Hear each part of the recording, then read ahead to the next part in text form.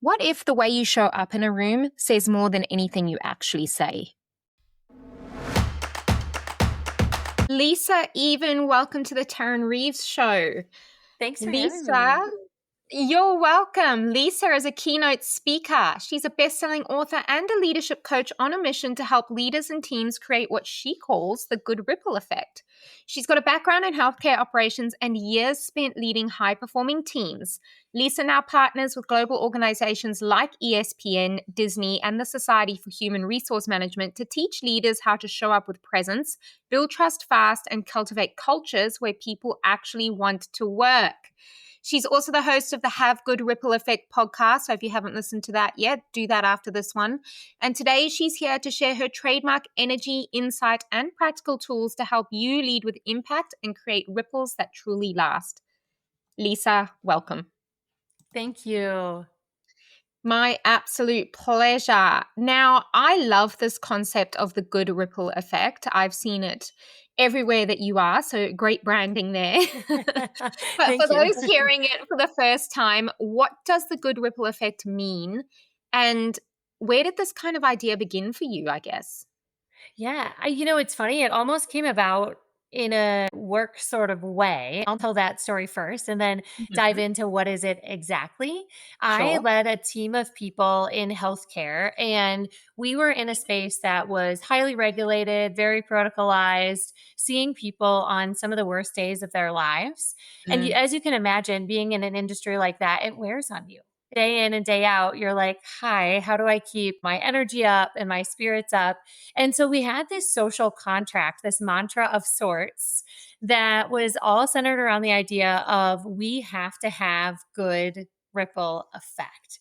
And I would say that to my team. We are here more than we're with our families. If we have somebody that's polluting the water or not being nice or just not doing the right things, it's a problem not only for our metrics, but also just for our enjoyment, really. And so that's where it came from. The actual definition of a ripple effect is a disturbance. So the idea that you are a disturbance, good or bad, to the people around you. And that's really what I was getting at, even though I hadn't put what is it to paper. It was just kind of this mantra that we would say, is that good ripple effect? Really?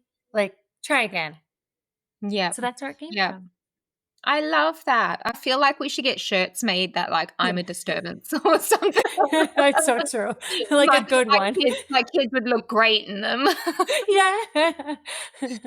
Oh, that's beautiful. Okay, so can you describe your approach to when you're working with leaders and experimenting as a leader? What does that look like? Yeah, one of my coined phrases is live in the lab, almost like big science geeky goggles, white jacket, you've got a beaker in hand. And when Yeah. I think about how different each person is on your team, right? Personalities and preferences and work styles, I always say you have to be a little bit of a scientist and figure out not only what works for you, but also what works for them. And so if you're giving someone a task like, hey, I want for you to complete this, sometimes it's a little bit of experimenting to say, do I like that? Give them a chance to really chew on it a bit and see what works. And I think the same is true with leadership, whether it's reporting out or sharing a story. You have to try a couple different ways depending on the particular person or human. So it's a lot of experimenting. If you're an entrepreneur, the same holds true. I've done a ton of experimenting over the years on what am I posting on social media and what stories am I sharing. So it's this idea that you get to try it over and over, and sometimes it will go well and sometimes it won't. Yep, definitely. And that's always the case with science. I loved science back in school and uni. Like I'm a bit of a nerd. So you'll be experimenting and you expect it to turn out one way and then it turns out completely different. Yeah. In real life practicality, can you share an example of a time where you guys were experimenting and something turned out completely different than what you expected, whether that's a good or a bad thing? Tell us a Yeah. story. One of the first things that comes to mind when you ask that, and it's maybe just more of an experiment I was running. I started as a leader and I thought, I want to be a really good communicator. I want to make sure that I'm diligent about hosting one-on-one meetings with my team members. The first few times we were given a form as an organization, like, hey, here are some questions to ask. And I thought, perfect. I will just run down the list of these questions and it's going to go well. And it was kind of one of those things where when you try to force something, it's kind of like, oh, that didn't go well. And so my first few one-on-ones, I'm like, why does this feel sort of robotic, not really authentic? I just am kind of struggling to really get people to share the real stuff. How is it actually going? I'm not asking you, Mm. how are you? And I want you to say, oh, good, good. I want you to tell me, like, actually, yesterday we noticed that this wasn't working. We were thinking about what to try next. I wanted substance. And so one of the experiments that I ran was I actually like threw the form out the window and created my own. Now it hit Yeah. on the same sort of things. It's actually on my website if you want a copy of it, lisaeven.com. It's called the PB&J worksheet.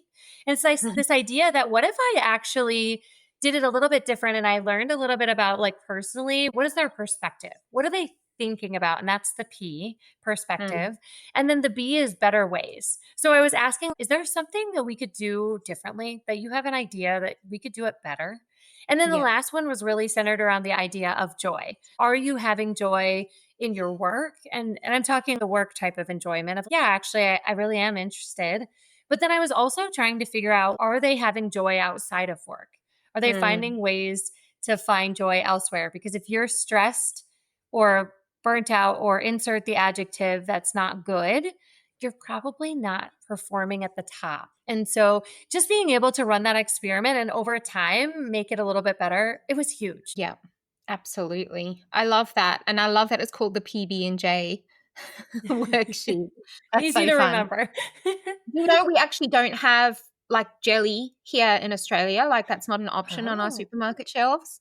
that's so sad. Have you ever had it? I have never had it. No, I've had peanut butter and Uh, honey, but I've there never you go. had whatever you guys call jelly. Jelly or jam. That's so funny. Well, if you haven't had it, it's a lot like berries that have a little bit of like a gel consistency. And so it's like berries and peanut butter. It's delicious. So it's jam. You It's guys jam. call jam jelly. We call it jelly. Yeah. Oh, well, there you go. We do have it then. I just Okay, perfect. didn't know that you called it jelly. Because jelly to us is that gelatin dessert, the cold stuff. Yeah. Yeah. Okay. Isn't that just funny? It's You I go. would say the jelly dessert's probably less popular here, which is probably Really. why we call it that. But yeah, isn't that funny? You learn something new every day. Now, you have worked with one of my favorite brands, It's so Disney. true. I am a Disney girl all the way, although I do blame Disney for women's unrealistic expectations of what a relationship should look like. But Disney, Yes. ESPN, when you're walking into a massive brand like that, what is the first thing that you're looking for in their culture? I think when it's a massive brand, and especially one that I know that they've got it together. A lot of their culture is already like they've got a foundation set. A lot of it's Mhm. thinking about nuance and it's thinking about where are the tiny moments that we can take advantage of, whether it's on the team culture front or on the joy front. And sometimes people will even say, I just haven't thought about it in a while. And I'm like, Mm. yeah, that's the 1% difference where we're really going to focus on culture and saying, well, we're not here to redesign it. We're just here to continue to have good ripple effect. And where would we look for it? And I think the other piece is just remembering that they're Yeah. humans too, that they've got good days and bad days and Yeah. stressful projects and metrics. And so sometimes just being able to relate is enough for a big brand like that to say, we just needed that. Yeah, I love that. So many leaders really feel that pressure to know everything, have all the Yeah. answers, feel like they can't go, oh, I actually don't know. Why do you think that your approach, this living in the lab thing, is such a powerful kind of antidote for this pressure that the leaders are feeling for perfectionism, I suppose? Yeah, it's really a way to say the odds of you getting it perfect out of the gate are low. Like a Yeah. science experiment, when I think about some of the most powerful inventions, they were accidents or they came from instances where it's like, well, we failed 1,000 times and we did it one more time and it Mhm. worked. And I think that sometimes, even with your team, if you invite them to do the same, like we have a problem to solve, we need to run an experiment. What experiment can we run? And just helping them think about parameters of like, obviously, we're not going to run an experiment if it's a really, really big thing. We're going to try like bite-sized pieces and we're going to run some experiments. I had people knocking at my door being like, hey, I was thinking about an experiment we should run. And it was like a permission slip for them to be thinking about that too. And so it's Mm, from a leader standpoint, but it's also from a staff or an employee like perspective. They can run experiments as well. And I always loved it when someone's like, I've got an idea. And I'm like, I'm yeah. all ears. What do you got? Yeah, I love that. So, give us some examples of the most popular experiments that create experiences that Yeah. leaders can kind of start to play around with today to help them improve communication, for example. Yeah. I would say there's probably a couple. The first one, and I talk about this actually in my keynotes, the first experiment I would be thinking about is how are you showing up? I had an employee once. It was funny. We do a morning meeting. We're standing in the conference area. The meeting is done. And it's funny. One of our doctors, I worked in healthcare again, she walked through and she almost looked like a mad scientist. Her hair is disheveled. She always had pieces of paper and a pencil in her ear.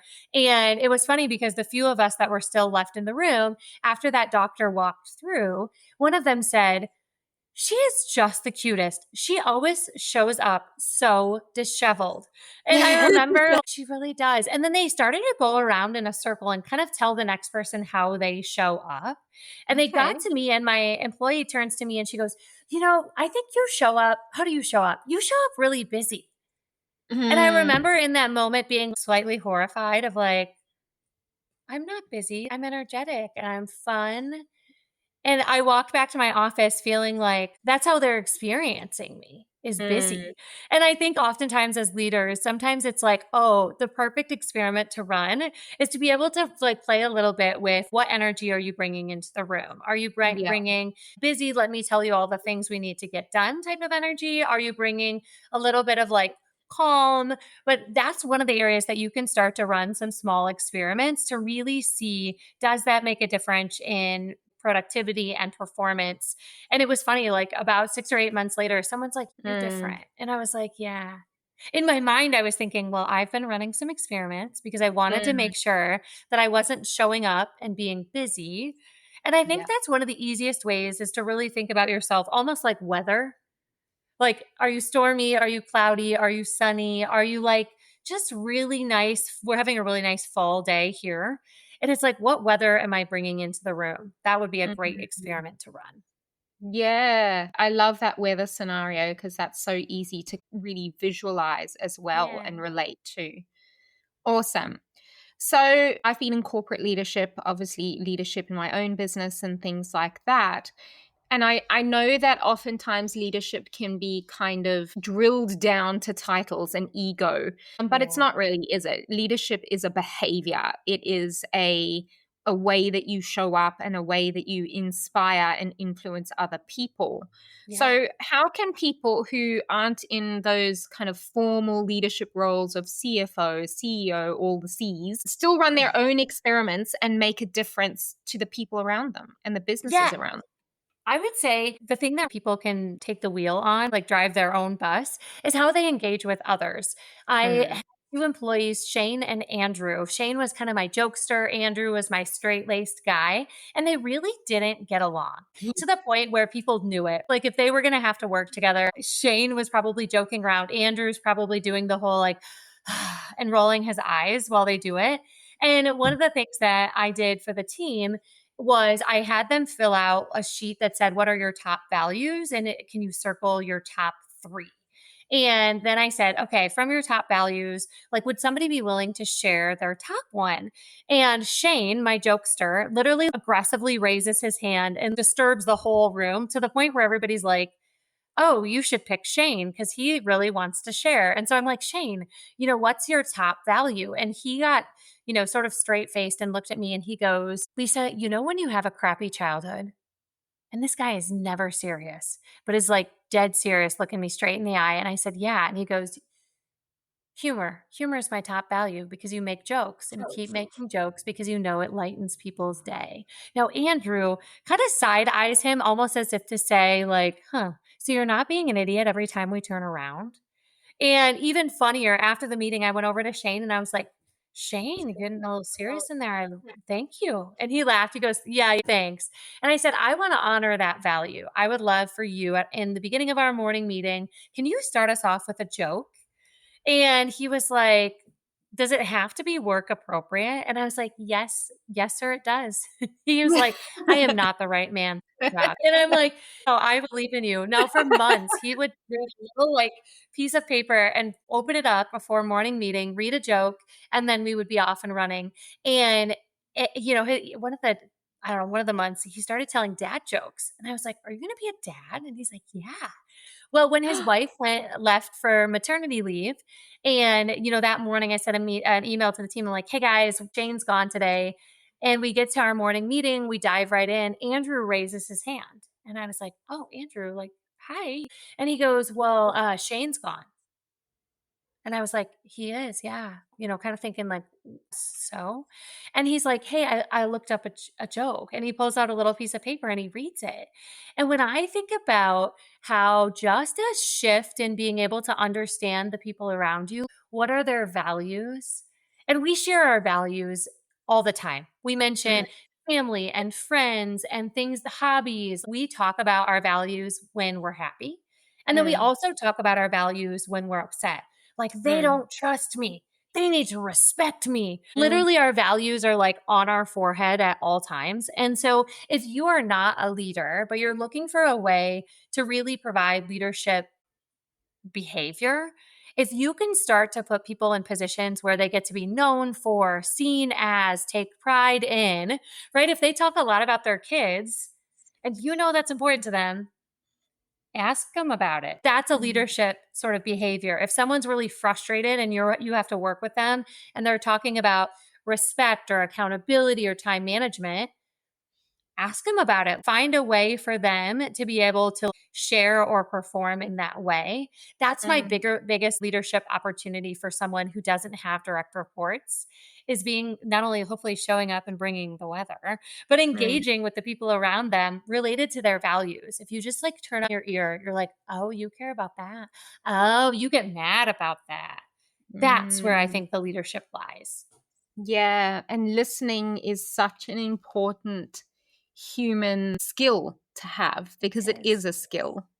It is. Takes practice. Yeah, it does. It definitely does take practice. Okay, so when you are building team culture in one of these businesses or brands, I know that you teach leaders about this good ripple effect and how it goes through their team. Yeah. What are some of the most common mistakes culturally, even in these high performing companies, that you're seeing? Yeah, and I might shift the question just slightly, and it's like when you see it. So one of the things that I will work with teams on is really assessing and addressing their culture. I'm like, okay, I want us to talk about kind of what's going on in your team culture. Do you know, or can you identify the really awesome things and the really maybe not so awesome things that are going on? And so I asked them about three things. I asked them to think about, if your team was standing, let's say they were just standing right behind me, I would ask them, okay, what is their attitude? How are they feeling? Because we want to know, almost like if I was to take a picture, how are they feeling right now? The second one is really to think about, what are the behaviors of the team? And those are really where the gems lie in relation to the good things and the not so great things. So a couple examples would be, maybe we start our meeting off with a round of complaining. It's like, oh, there it is. Oh, that, yeah, okay. So that's not a great behavior. And maybe we say to ourselves, we walk out of a meeting and we say, well, that could have been an email. I don't know why we met. Right. And it's like, that's something that's like interesting to watch. Or it can be even things like, I had a team member, a brand new person on my team. And it was funny because I would get to I was a leader of leaders. I would get to meet them in their like second or third week. And I would say to them, you have the freshest eyes, because you're noticing what your old team did and what your new team did. I said, what's the most odd or interesting thing that you've seen behaviors wise since you've been here? And then I pause. And then they look me up and down almost as if to say, do I trust you? Am I really going to share the details? And I had an employee, she turned to me and she goes, do we take a lunch? And I laughed because I knew what she was talking about. But I just kind of played it cool. And I was like, well, HR would like me to tell you that you should, in fact, take a lunch. Yes, please. When I went to go take a lunch, one of the team members was like, "Where are you going?" Mm. And I said, "Well, what did you do?" And she goes, "Well," I said, "I told her I'm gonna go take my lunch." And she looked at me and goes, "We work until the work is done." And I was like, "Really?" I was like, "What'd you do?" She goes, "I sat back down and I ate my lunch at my desk." Now, in this little pocket, right, in this group of nurses, they had formed a behavior, like a group norm, where they just work and work and work. And she goes, "Lisa, I think they'd be a lot nicer if they took a lunch." And I started Yeah. laughing. I said, "You're not wrong." I said, "This group, right, has formed this interesting behavior that has really kind of like shifted how they function." And so just Mm. being able to ask a team, what are your attitudes? What are your behaviors, the good and the bad? And then that third one is, what do we believe? And those are things like organizational beliefs. They can also be industry beliefs. So, like in healthcare, the patient comes first. Education, the student comes first. Like insert the, industry, and whoever they serve probably comes first. And then there are beliefs that are things like, "Oh, nothing changes around here." I had a belief that I was kind of watching. I'm like, it's either a behavior or a belief, because attitudes turn into behaviors, which turn into Mm. beliefs. And it was really this idea, are we too busy to be friendly? Because I noticed we were really awesome to our patients and kind of awful to each other. And I Mm. asked, I took a poll in my one on ones and I asked them, "Are we too busy to be friendly?" And I got 8 yeses out of 20. And Mm. I was like, "Oh, we've got some work to do." So it's Mhm. really being able to peel back the onion on how are our attitudes, our behaviors, and beliefs. And if we're in a good spot, like, yay, let's hold on to those. But also, if something pops up where we've got a new behavior happening, it's the ability to kind of say, time out. Do we like that? Do we Mm. want that to be in our culture? So that being able to assess and address is really, I think, that one of the key powers to really being able to shift culture at the end of the Yeah. day. And I feel like those beliefs, like I'm too busy to be friendly, would show up a lot in healthcare. We've all been on the receiving end of it as well, even Yeah. as patients and clients of the healthcare system. And do you think that it's because it's kind of the industry where they're understaffed, they're under a lot of pressure, and they, like you said, work until the work is done because they feel like they've got no other option? Yes, and I've been in, 30 plus industries, and it's really interesting because a lot of people have their own version of that. They will kind of flip the script and say things like, "Well, I'm busy. What do you want me to do?" And I'm Hmm. like, "Oh, that's an interesting one." So I think in healthcare, yes. But if you move over into banking, sometimes it's like, I am overrun with whatever, whether it's mortgages or claims. If you bop to industry, I love kind of hearing their vernacular or version of that, Yeah. because it's like, "Oh, this is what you think of busy. And here's Mm. how you treat people when that happens." And it's Mm. one of the key indicators of, are you paying attention to your culture, of how are we treating people when things don't go well, when things are Yeah. busy, when they're not. That's an indicator to me to be like, "Ooh, time out." Because if we want to perform, right, if we want to have good ripple effect, we would need to see maybe a different behavior. And what does that behavior look like? Mm. Yep. Let's talk about performance then, because humans are very good at performing and acting, especially when they're at work, right? They kind Yeah. of change their persona and put on this nicer, cleaner, more professional version, if you like, of themselves, except for maybe the disheveled lady you mentioned. I already like her. And with that comes that surface level nicety to your colleagues, or that surface level pretending to listen, or that surface level trust. How do you help teams move past this kind of surface level acting stage and into that Yeah. real trust and psychological safety that it takes for teams to do really, really well together? Yeah. I always think about law of similarity. Law of similarity says that you like people who are like you. And so Mhm. you want to find something that maybe you have commonality in. There's a really great, it's really old, but there's a YouTube video by Jerry Seinfeld, the comedian. And he makes a great point. He says, so many people, he gets done with his comedy show. He's like, "Thank you. Have a good night." And then a lot of times he will go and stand at the back and people can shake his hand and take a picture, and they just like chit chat for a minute minute.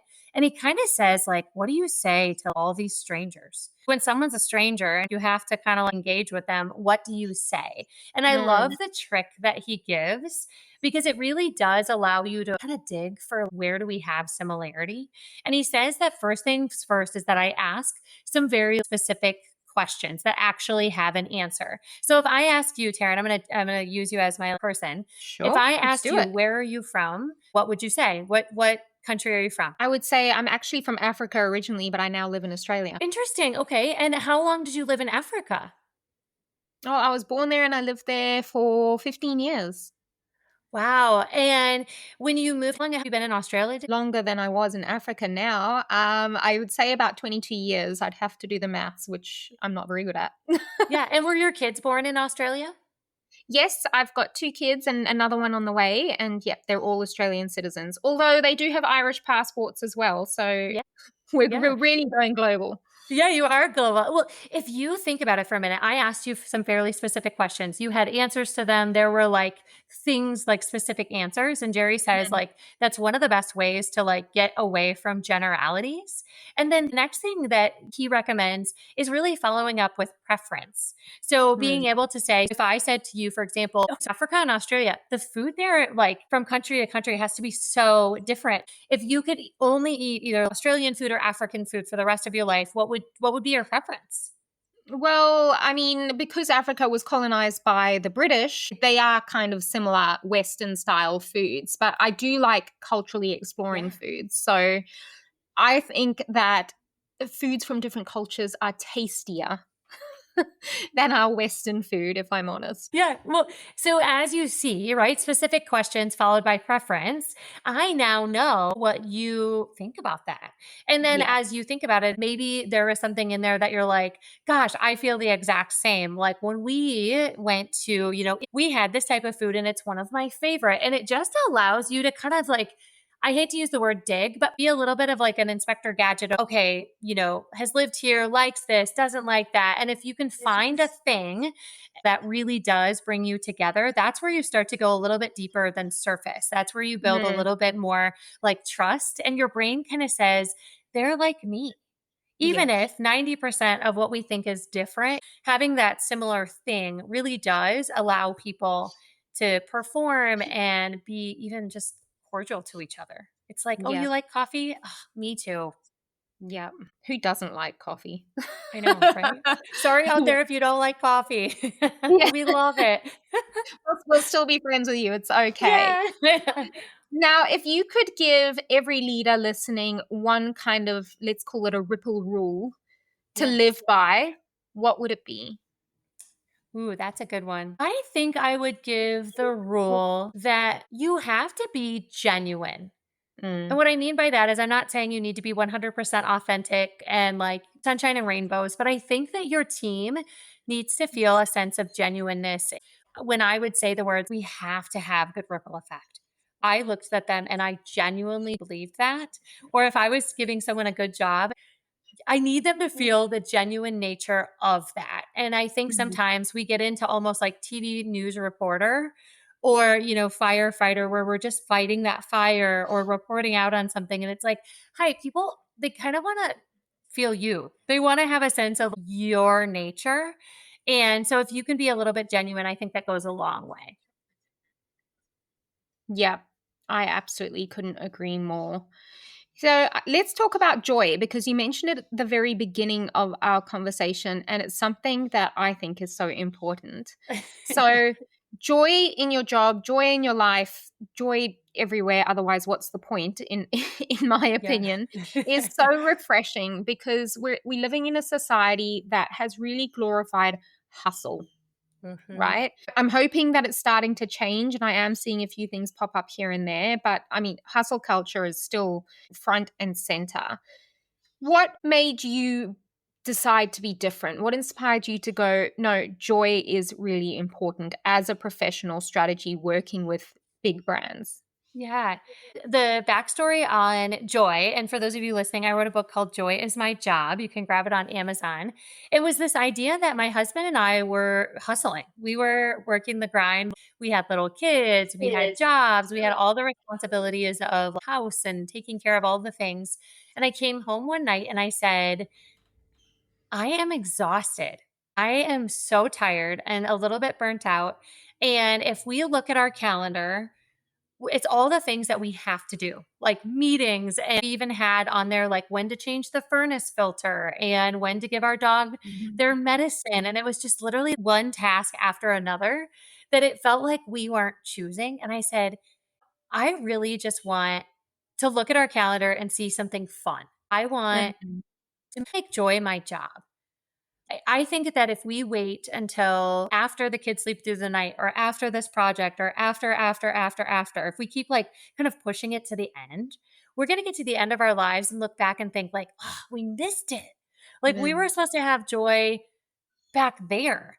And so my husband's like, okay, so you want to make joy your job. Okay, what do we do? And I was like, I have no idea. But over the next few days, I was like, what if we could measure it? And I bought a Mm. whiteboard at Home Depot. We ended up putting it in our bedroom. I was like, can you hang this right next to our bed? And he's like, Lisa, people do not have whiteboards in their bedroom. I'm like, hear me out. I said, we do. And so it just kind of became the dumping ground of before we fell asleep, because that was sometimes the only time we were together. I want to create a list of things that we could do for fun, like big, small, could do, should do, want to do. And then when I wake up in the morning, I'm the most fresh. Like I want to add to that list. And so that's what we did. We started to create that list and move it from whiteboard to calendar. And then we just started tracking it like our bank account, like money in, money out, joy in, joy out. Yep. And we've been doing it for years. And our friends kind of got word of it and they're like, well, I want a joy calendar. And I'm like, you should get one. And Yeah. then we even tipped it over into the work setting. And now I do teach some teams about joy, of thinking about how do we find joy in what I call sometimes like the crappy to happy. We have a Mm. lot of unglamorous things that we do at work and at home. But why can't we sneak a little joy like before, during, and after? And so that's really how it got started. And it's this idea that you have to make joy your job. No one's going to come knocking at your door and being like, I'm going to make you joyful. Are you Mm. ready? And it's like, no, no, that's your job.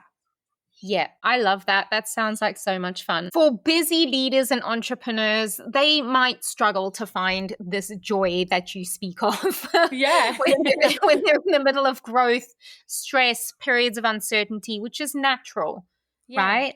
What is one small tip that's really easy for them to implement to bring more joy into their everyday work life without feeling like they've just got another thing on their list to do?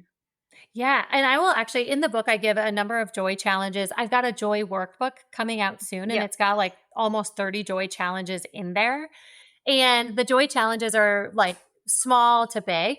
And I would say the two that I usually give for people who are busy is I often say, well, look for 1 hour of joy or 1 hour on your calendar. And I want you to put joy there. And then usually my busy people are Mm. like, I don't have an hour. And I'm like, that's right. You have 15 minutes. You've got 15 minutes. If you were to take 15 minutes and your joy challenge was a 1 hour joy challenge, but we switch it to a 15-minute joy challenge, what could you do? And that just gives them permission to kind of say, well, if it really only takes 15 minutes, what could I do? So one of my girlfriends, sometimes she'll call me and she'll say, hey, you got 15?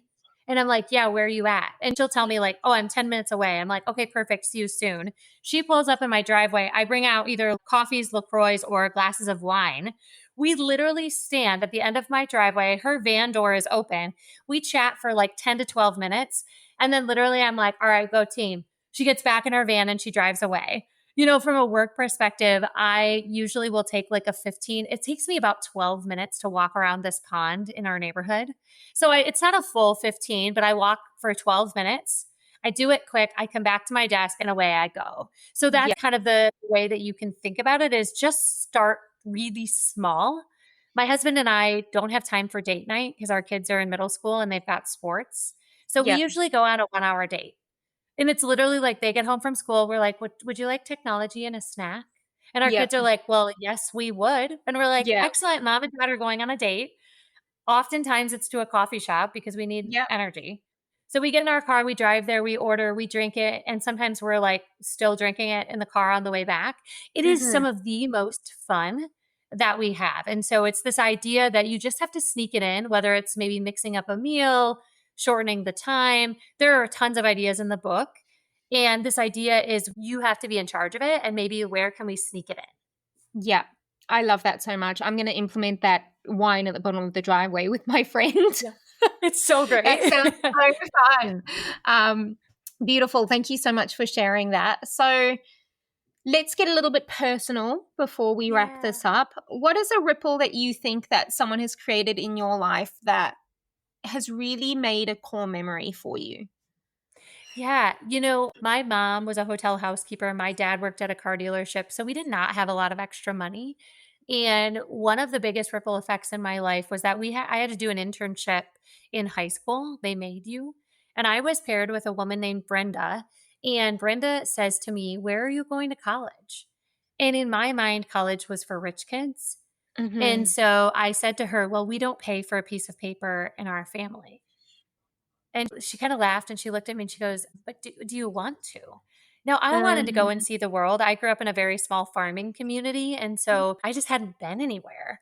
And she goes, "What would you want to?" And I said, "Yeah."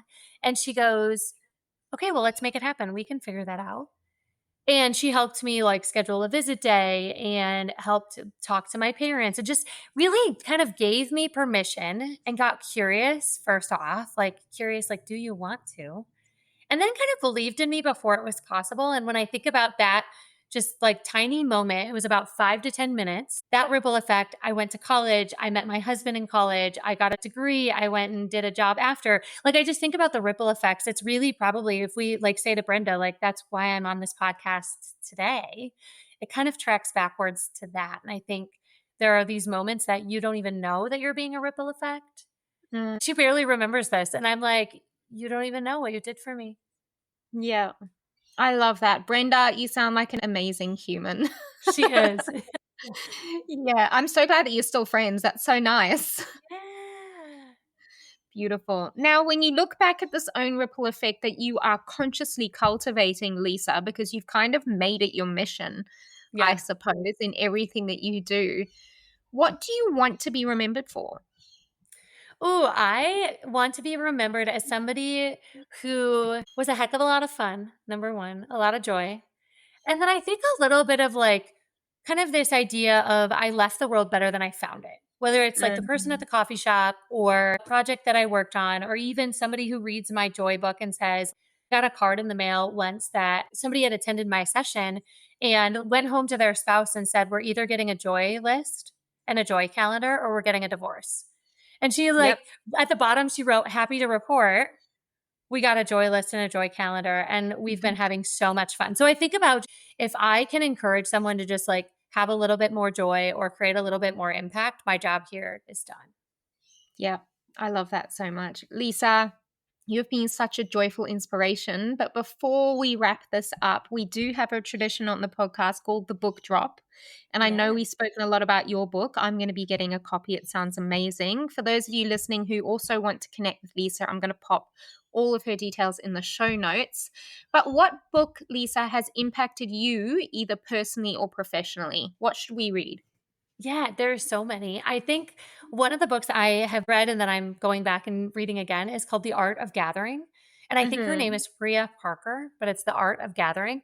And I just really enjoy how she talks about how there's a little bit of art to gathering with other humans, whether it's like in different settings. And she gives some really interesting stories within that book. And so if you've not read it, it's a really good one to read, especially if you're thinking about being a leader or you've got a family and just gathering with family and friends. It's a really interesting and unique read. It sounds amazing. It's appealing to my African culture. Yeah.